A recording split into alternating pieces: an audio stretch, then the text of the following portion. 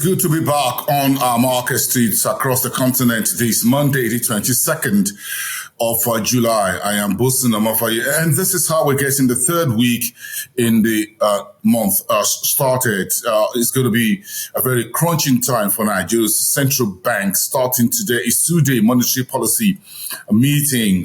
The inflation came in at a very stronger 34 plus percent points for the month of June. So Yemi Cardoso and the rest of his team will be taking a very deep look at that, including the forecast and the state of the economy to decide on interest rate direction in the second half of 2024. Quite of that, we expect the traditional press briefing later tomorrow in the afternoon, sometime in the afternoon. Keep that in mind. We're going to stream that live from the central bank for you at frontierafricareports.com. You can go to www.frontierafricareports.com. You can see that. Watch that tomorrow.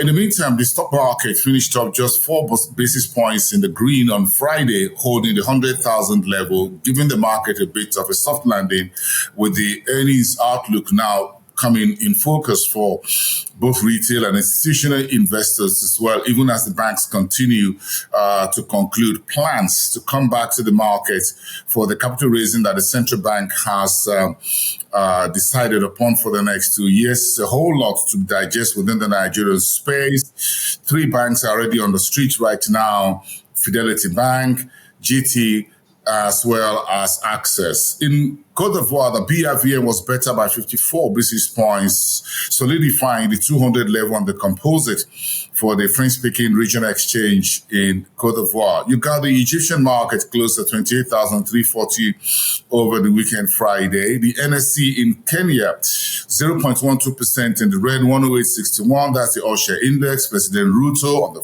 pages of the newspapers in Nairobi this morning telling the Gen Zs or the youth that enough is enough. You've got enough. You've made your point. Now allow me to do the business of governing the country. That's what President Ruto says, and it's been captioned boldly across the dailies today. In Johannesburg, the GSE fell 0.51%. There's still serious concerns about the shape of the new unity government. The oppositions are breathing down the neck of President Cyril Ramaphosa, who is continuing in office for a second term under a totally different arrangement with the ANC and his partners. Now he's calling for more unity, but the opposition says they want more. The whole conversation is beginning to dent South Africa's image as the continent's #1 investment destination. Keep those points in mind. Let's just roll it down and take up the East African corridors and Central Africa big headlines to start your new week, which is taking us effectively further towards the end of the month. The shilling dips against major foreign currencies because of the protests and the downgrading of Kenya, which was issued by Moody's. In the meantime, the Kenya's Manufacturers Association has appointed a new chairman for 2 years. That's the chief CEO of the East African Breweries, which is listed on the exchange. That's Jane Karuku. Congratulations, madam. In the meantime, Uganda Airlines is adding Abuja, Lusaka, and Harare in Zimbabwe to its fly routes, expanding its wings across the African continent. That's also good news. The island of Zanzibar, just outside of Tanzania, is registering a current account deficit of about $500 million because of tourism events that are taking place on the island. It's one of Africa's iconic destinations. You want to go there and enjoy the island. In the meantime, Ethiopia is set to license qualified firms as investment banks. We got news over the weekend that Ethiopia Central Bank, or the National Bank of Ethiopia, is asking banks to set up subsidiaries that can take up capital market activities such as investment banks, issuing house functions, stockbroking firms, and every other function. It's a whole horizon, and we're all looking at the Ethiopia's financial markets liberalization, the first in the country's history. Let's take it further to West Africa. And as I said earlier, quite a lot to digest in Nigeria from Aliko Dangote, frustrated and tired asking the Nigerian National State Oil Corporation to step forward and take out of his hands the $20 billion refinery that's been completed, now to go into operations, the whole politics, politicking, and the whole intrigue around the supply of crude oil, the equity stake of the National Oil Company, of course, including the quality of diesel, whatever is being produced. It's all muddy waters.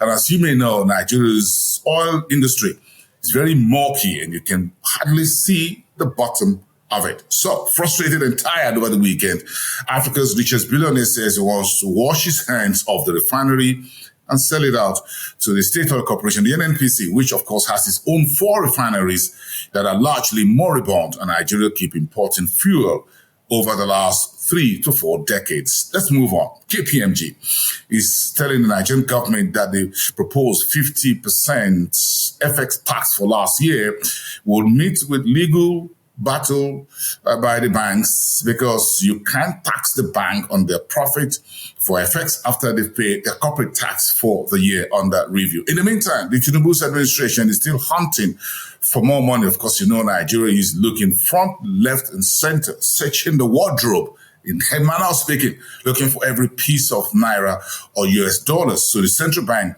late last week also asked all the banks to send all the monies in dormant accounts to the financial regulator, to the central bank, and set out new guidelines on how to treat dormant bank accounts. Let's move on. The central bank meeting for interest rates is on the radar. Keep that in mind for today and tomorrow. The new month goal is setting up 3 military bases in Ghana's Amafo region. New month goal, of course, you know, is digging for gold in West Africa's Ghana, was formerly known as Gold Coast. And Turkey's foreign defense and energy ministers are boots on the ground in Niger Republic last week, looking to sign deals to extract Niger Republic's uranium resources.